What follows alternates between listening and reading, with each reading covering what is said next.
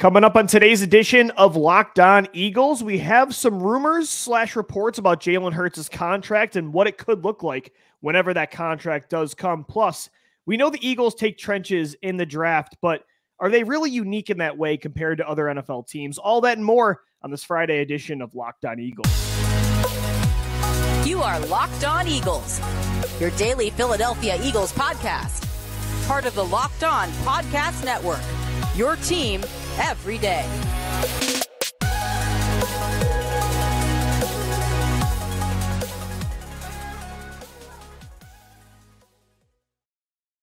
We thank you so much for making Locked On Eagles your first listen each and every day. Welcome in, Eagles fans, to a Friday edition of the show. I'm Louie DiBiase, alongside, as always, my co-host, Gino Camilleri. We're part of the Locked On Podcast Network, your team every day, Monday through Friday, on all podcast platforms and on YouTube as well. Excited to continue these shows. We've got the NFL draft in less than 3 weeks now. Cannot wait for the live show, Gino, and to see what the Eagles do with 2 first-round picks, a second and a third. We just recorded our Locked On NFL Draft mock draft special yesterday, so that's going to be dropping over these next few weeks on all platforms. An exciting time to be a football fan, not just for the Eagles, but, Gino, the entire NFL. I would say this is the most optimistic time to be a football fan, where pretty much everybody's a winner, unless you're the Patriots last year and you're taking Cole Strange and getting mocked by Sean McVay. Most fans and, media and teams alike come out of the draft feeling at least a certain level of positivity. Most don't come out of the draft saying, damn, we screwed that up. There are teams that will say that, but they won't say that. But even right the Raiders, to when they face. took Cleveland Farrell, they're not saying, what do we just do? No, I bet even the other Raiders are like, teams we saying believe that, in this though. guy. Other teams and are. you have to. And the thing we do here at LOE and most podcasts that you listen to is sell the idea of hope. And the thing with the Eagles is that you can sell the idea of hope, and you're going to get something in return. Because if you look at the return on investment over the last year or so, this time of year was really when the Eagles stock kind of took off. After that A.J. Brown acquisition, you get Jordan Davis, you recoup in that draft as well. And then down the line, more moves happen. It was really the spark that got things going was this time of the year. And we know that the owners' meetings went on last month. More talk will happen up until the draft, but discussions are ongoing right now. Teams want to move around. Teams want to get their guys, regardless if it's through the draft or potentially trading for a veteran, i.e. A.J. Brown. Right. There's going to be, especially this year, Lou, when things have been crazy in terms of movement and shifting things around, everybody should be excited because parity in the NFL, outside of the Kansas City Chiefs just being downright dominant over the last couple of years or so, it's a different team coming out every single year, especially in the nobody NFC. predicted the Eagles to be the team representing the NFC in the Super Bowl, Gino. I mean, nobody was saying that. They thought they'd be a playoff contender again, but you're so right. And they signed Hassan Reddick. Me and you loved that signing. We thought the Kazir White move was certainly underrated, and Zach Pascal we could all see coming from a mile away, being Nick Sirianni's version of Chase Daniel or Dennis Dixon, the coach getting his guy from his past. But then you're right, like draft night, it wasn't even when they traded up for Jordan Davis. When they traded for A.J. Brown, it was, okay, this team is going for it. This roster now suddenly, if Jalen Hurts takes that step, they can be the best team in the NFL. And Jalen Hurts did, in fact, take that step. And, Gino, speaking of Jalen Hurts, we did get some reports today about potentially what that Jalen Hurts contract could look like. And it sounds like, and again, this is all, hearsay, and these are more rumors, I want to say, than reports of people actually knowing what the framework of Hurts' new contract extension is going to look like. But we know it could drop at any time. It could happen in 5 minutes while we're doing the show. It could happen on draft night. It might not happen until June or right before training camp starts. Who knows? But when it does come out, the talk today was about how the structure is going to look. And some believe that it's going to look kind of like what Patrick Mahomes signed with the Kansas City Chiefs, where it's more, team friendly in a way. And every quarterback contract that's top tier is, going to hurt the rest of your roster when it comes to money. But the report was Jalen Hurts' contract might look like Mahomes, where it's more team friendly, where the money's spread out. You can backload this contract. where Hurts is going to be self-aware enough to know the structure of roster building in the NFL and say, hey, I got to make this work for the team too if I want to consistently win Super Bowls, so I can pay not only A.J. Brown and Dallas Goedert, but also Devontae Smith and Landon Dickerson when he gets a contract, and these stars on defense. And I think of all players, if somebody is going to take a deal where you're like, wow, that's even less than maybe I thought, I do feel like it's Jalen. He's wired in a completely different way than most players. I like to hear that report that it should be structured like Patrick Mahomes, because if you look at that Pat Mahomes deal, it already is starting to look like a bargain. And yes, up front, when you see the guaranteed money and you see how much the APY is per year. But when we had this discussion, Lou, the world is full circle, right? We had to talk about Carson Wentz when you're paying him $36 million a year. And we're saying, oh, the TV rights deals will come due and the salary cap will continue to go up. Well, and it was true. It's the same thing that's going to happen this go around as well. I mean, what do you expect with the NFL? Do you expect that the business is going to go down, or do you expect them to continue expanding?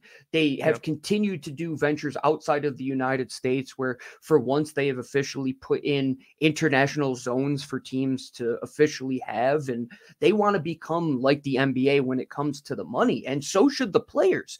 And the quarterback is the one that most closely reflects arguably the biggest league when it comes to salaries outside of world football. It is the NBA. And to say the biggest sport in America can't continue to expand where NFL ticket is going to change from DirecTV to a new provider next year. That's only going to be huge. It's going to create a lot more subscribers. The revenue isn't going to go down for the National Football League, which says if you want to create a deal with your quarterback, one, thank goodness Baltimore is completely fumbling the Lamar Jackson situation, because you have all the time in the world now to get this extension done.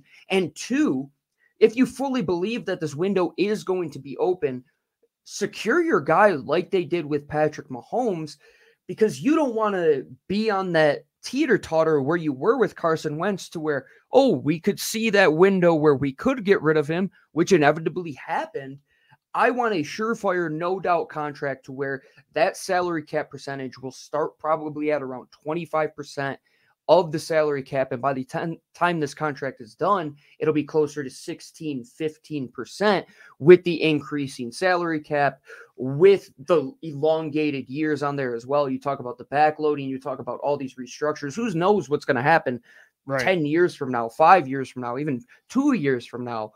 But getting a deal done in regards to something similar to Pat Mahomes, which right now is looking like the best deal ever given to a quarterback if you're going to get that ROI. And who says Jalen Hurts can't go and win a game, which he almost did if that defense got one stop against that guy.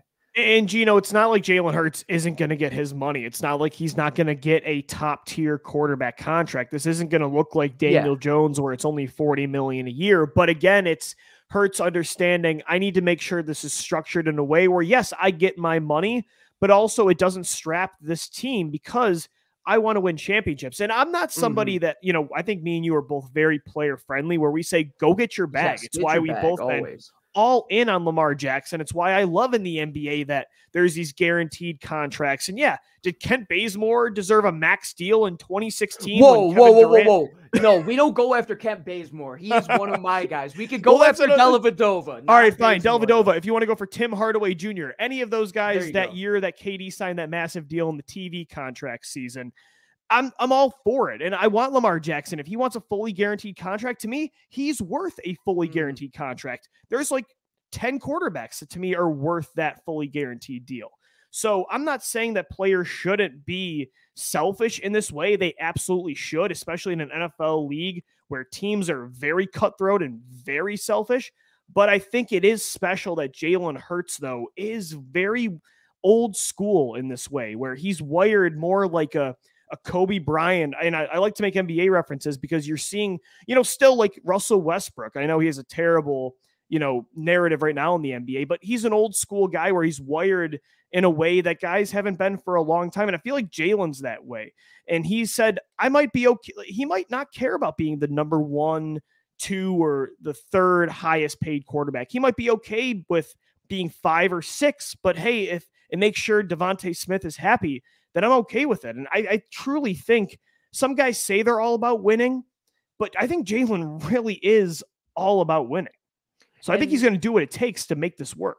Agreed. And when we are talking about the idea of him taking a team-friendly deal, we're not saying he's going to take less than a guy like Daniel Jones. No, you're just going to help your team set up a contract which is going to, one, give you the bag, because if you look at Patrick Mahomes and the guaranteed money he got, I don't think Patty Mahomes is struggling to go buy groceries. And the same with Jalen Hurts. He's going to get all of the guaranteed money in the world. But I think these long-term deals outside of quarterback are kind of fading away.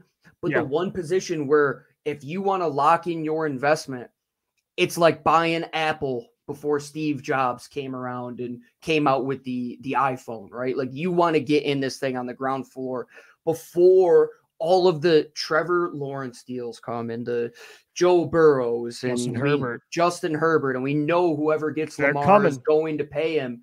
Right now you have this strange but fortunate situation that you kind of have this window where Jalen Hurts is the next man up with all of these outside factors, and Howie Roseman can say, I was going to say, do you think I would predict that he gets the next deal? It has to. Who else could it be? The tumultuous Lamar situation we know is going to continue to be ongoing. Yeah. And I think Burrow wants to top whatever Jalen gets and whatever Herbert gets. And if Burrow and Herbert are smart, they want to wait as long as possible, because if the Jalen Hurts deal comes in and let's say it's a little bit under what you expected, then you're probably going to want to wait for the Lamar deal, or Jalen just becomes the highest paid guy in the sport. And you know, it's splitting hairs anyway, if we're being honest. I mean, all these guys are going to get something similar. So somebody's going to be like, forget this staring contest. Let's sign this deal. And again, of all of them, I think that will be Jalen Hurts. So it's just cool that the Eagles have that kind of guy that's wired in that way at this position, that he really just gets it for sure. All right, Gino, I want to go back to some draft talk coming up next. I did some research the other day about the Eagles, their tendency to draft linemen early in the draft. Is that something unique for them? What does it say about the rest of the league and, you know, their strategy since Howie Roseman came back as general manager in 2016? So we'll get into all that and more on this Friday edition of Locked On Eagles. And guys, today's show is presented by Ultimate Football GM. You've heard me talk about this mobile game app, and it's been so much fun to play throughout the regular season. And now the off season, it's not as easy as you might think to create a dynasty. We love to play GM on this podcast with Mock Draft Monday, the offseason simulations. Now you can do it with Ultimate Football GM. When you see, Gino's got it on his phone for our video viewers. When you play Ultimate Football GM, you get to control and manage every strategic aspect of your team as you play through seasons and lead your team to glory, trying to build a dynasty. With Ultimate Football GM, you're responsible for controlling the destiny, I should say, of your franchise by hiring the right coaches and coordinators, managing all the finances, including negotiating player salaries and terms, navigating your franchise through free agency, the draft, player personnel issues, all the ups and downs of a season, all in this challenging and realistic game world. Ultimate Football GM is also completely free and playable offline. Play on the go as you want and when you want to. Locked On Eagles listeners, you get a 100% free boost to your franchise when using the promo code Locked On in all caps in the game store. That's Locked On in all capital letters. So make sure to check it out today. To download the game, just visit ultimate-gm.com or look it up on the App Store. That's ultimate-gm.com. Ultimate Football GM, start your dynasty today. All right, Eagles fans, we're continuing on this Friday edition of Locked On Eagles.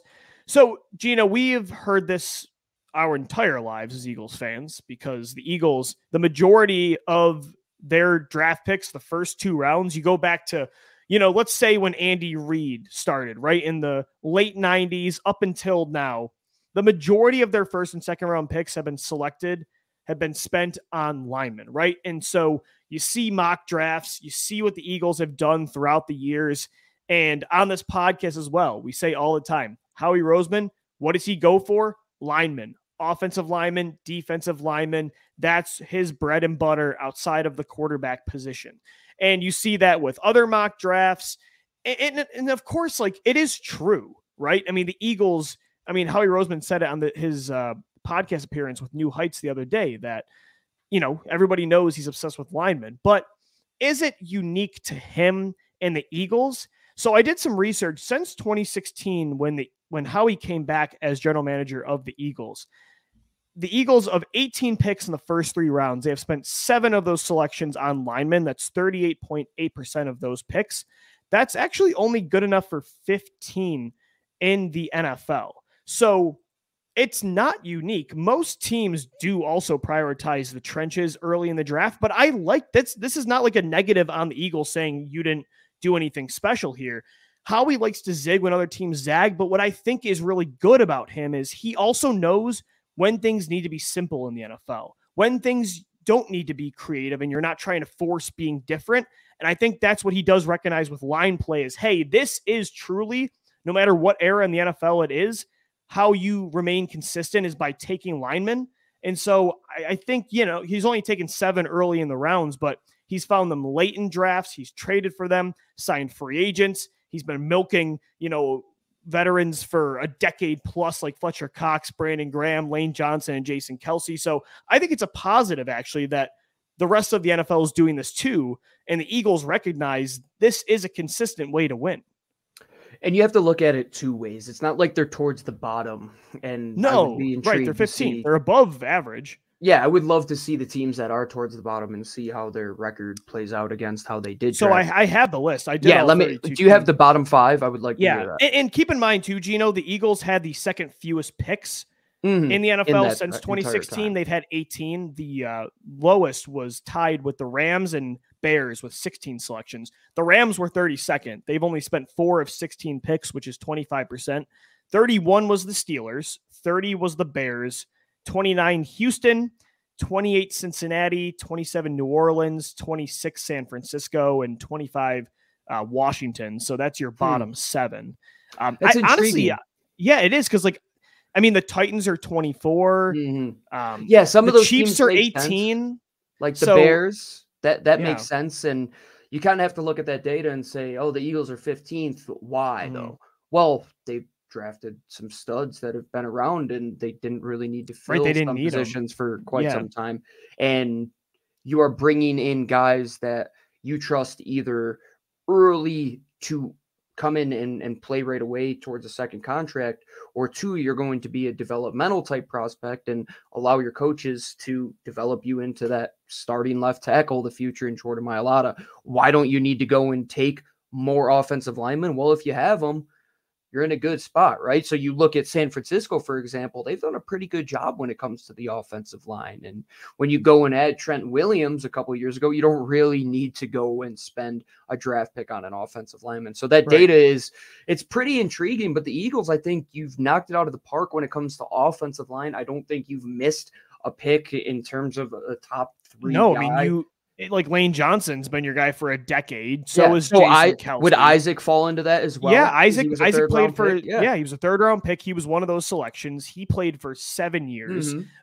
Jason Peters, he wasn't a draft pick, but like you said, Gino, when you find great elite linemen, you keep them for you keep them for as long as you. So again, this isn't saying the Eagles don't actually invest line. That wasn't the point of this exercise. It was just to see the trends across the league. And I think it's a good thing that they're zagging while everybody else is zagging in this way. But it's not just that, they're consistent with what the rest of the league's doing and they hang on to their linemen. But, they've also done a really good job. You mentioned Jordan Mailata with finding these premier position players with different avenues. Like Mailata was a 7th round pick. Josh Sweat was a 4th round selection. You look at as well.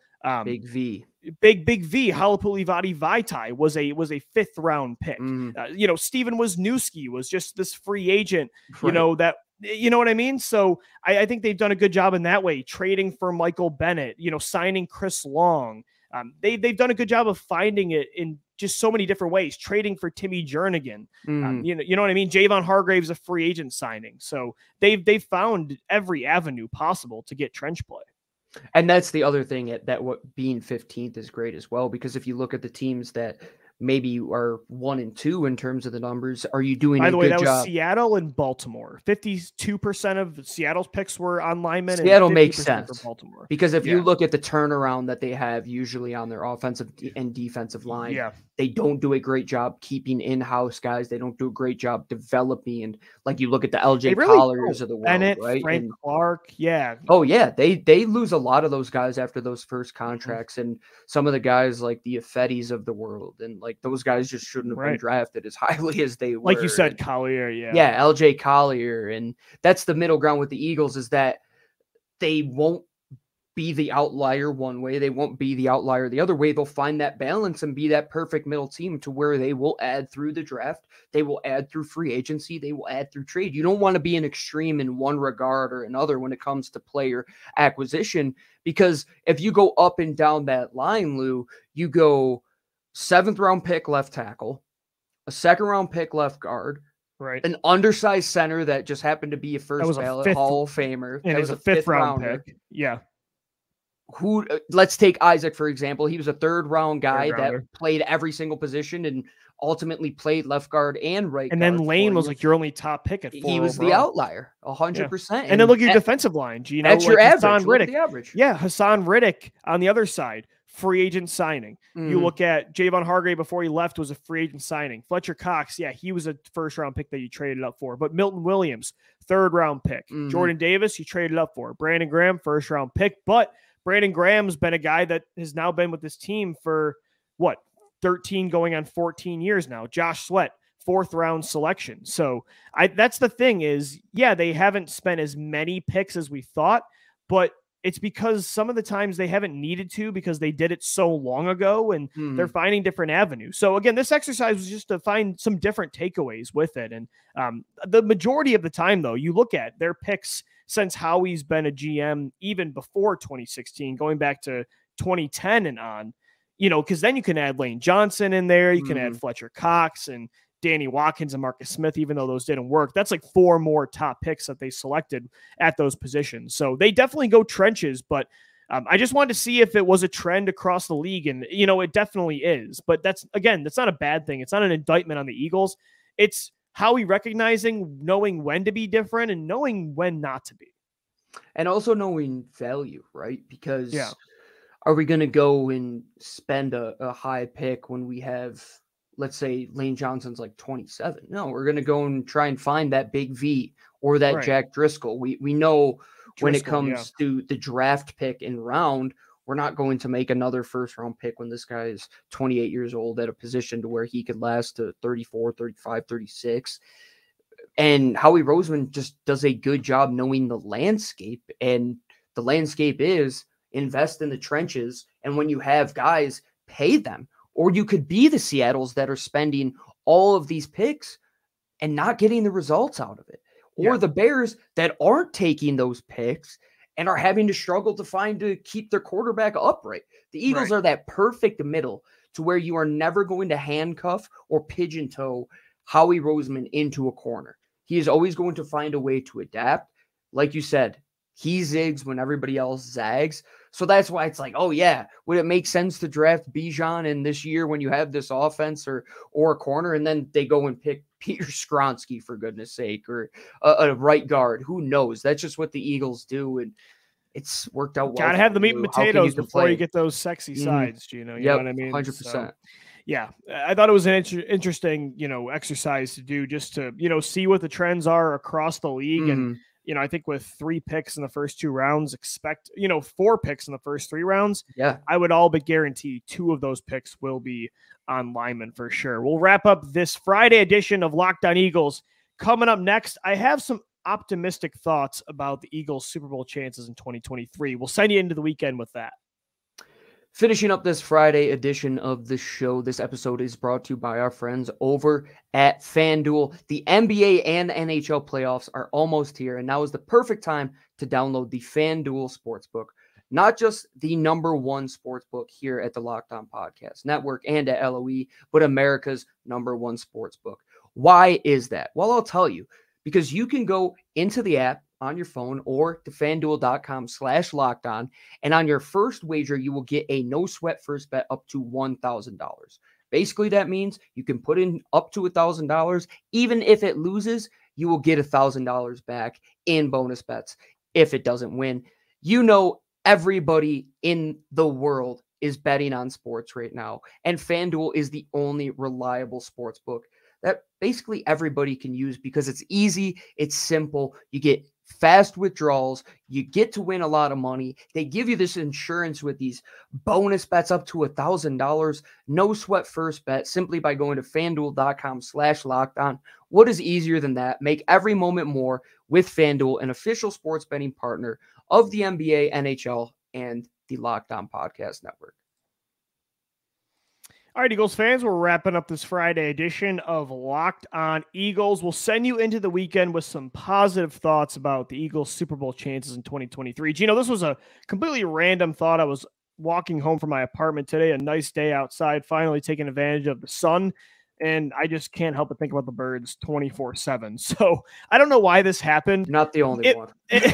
Yeah, everybody that's listening to this show. I mean, That's why we do this every single day, Monday through Friday.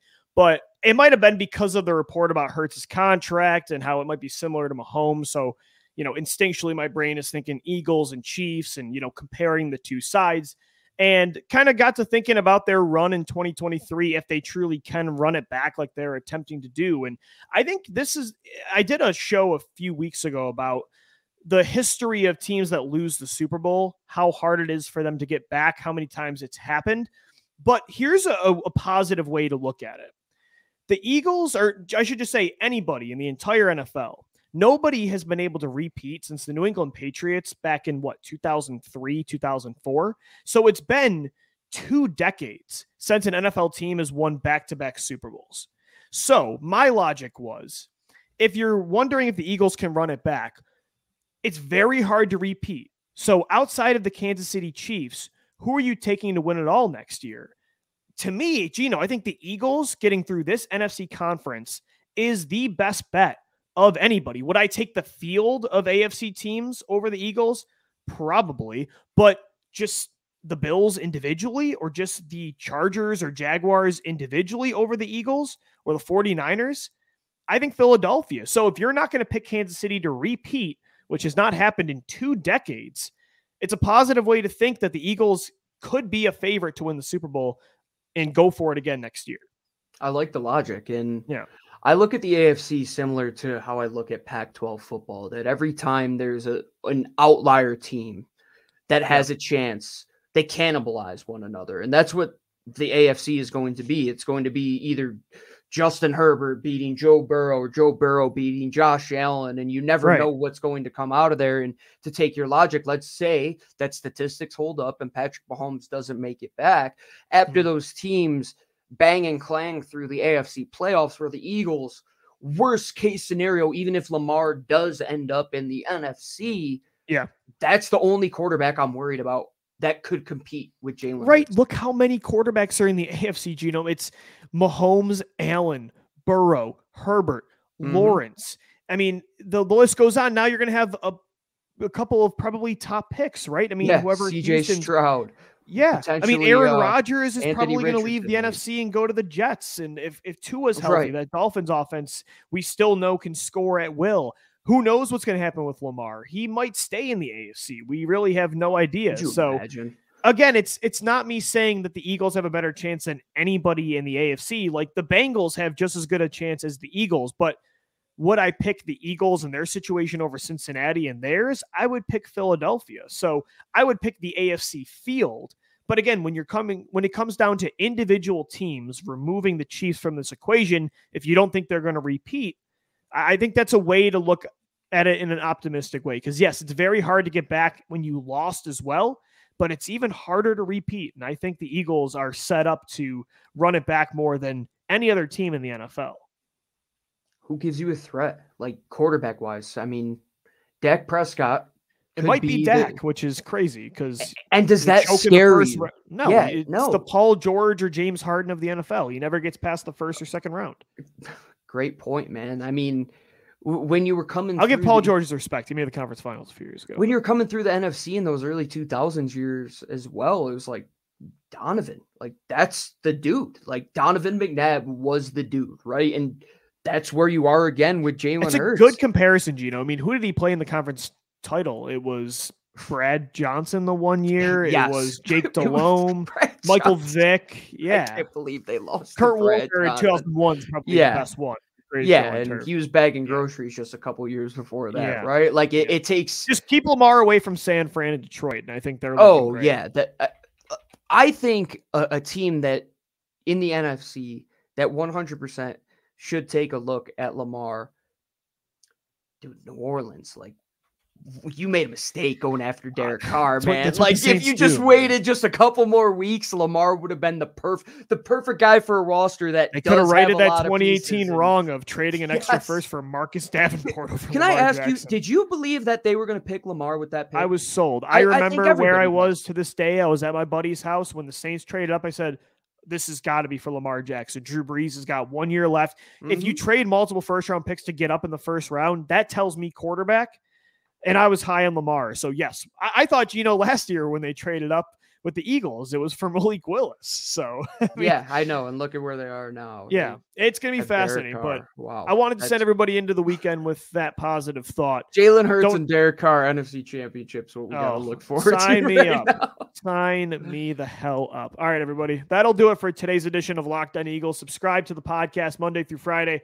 We got a show for you on all podcast platforms and on YouTube as well. Always talking birds on the show afterwards at Locked On Birds, at DiBiase LOE, and at GC24_football. Thanks for making Locked On Eagles your first listen every day. Make sure your second listen is the Locked On NFL Scouting Podcast with the Draft Dudes. From free agency to the draft, salary cap management, and more. Join Kyle Krabs and Joe Marino as they take you through what it's like to build a successful NFL franchise every Monday through Friday. You can find that podcast wherever you get Locked On Eagles. For Gino Camilleri, I'm Lou DiBiase signing off. As always, thank you for downloading, thank you for watching and listening, and let's go Birds. Fly, Eagles, fly.